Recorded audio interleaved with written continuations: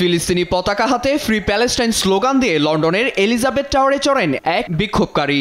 শনিবার গাজাবাসীর সমর্থনে লন্ডনের ওয়েস্টমিনিস্টারে জড়ো হন বেশ কিছু বিক্ষোভকারী। তখনই 93 মিটার উঁচু বিগ ব্যানে চড়তে শুরু করেন এই ব্যক্তি।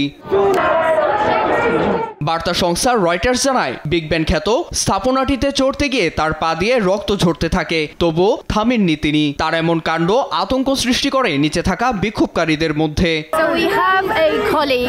আমাদের একজন পতাকা হাতে বিগ ব্যানে চড়েছেন। আমি বুঝতে পারছি ফিলিস্তিনিদের দুর্দশা সবার সামনে তুলে ধরতে এই পদক্ষেপ নিয়েছেন তিনি। তার সাহসিকতার প্রতি সমর্থনও জানান কয়েকজন। তার সাহসিকতার প্রতি সমর্থনও জানান কয়েকজন। খবর পেয়ে কিছুক্ষণের মধ্যেই ছুটে যায় আইনশৃঙ্খলা রক্ষাকারী বাহিনী। দ্রুত উদ্ধার সরঞ্জাম নিয়ে হাজির হয় দমকল বাহিনীও। এছাড়া পরিস্থিতি সামাল দিতে এলাকা নিয়ন্ত্রণে নেন তারা। বন্ধ করেন ওয়েস্টমিনিস্টারের প্রবেশের রাস্তা। দমকল বাহিনীর সহায়তায় এক বিশেষজ্ঞের সঙ্গে 16 ঘন্টা আলোচনা হয় তার। অবশেষে নিচে নেমে এলে তাকে আটক করা হয়।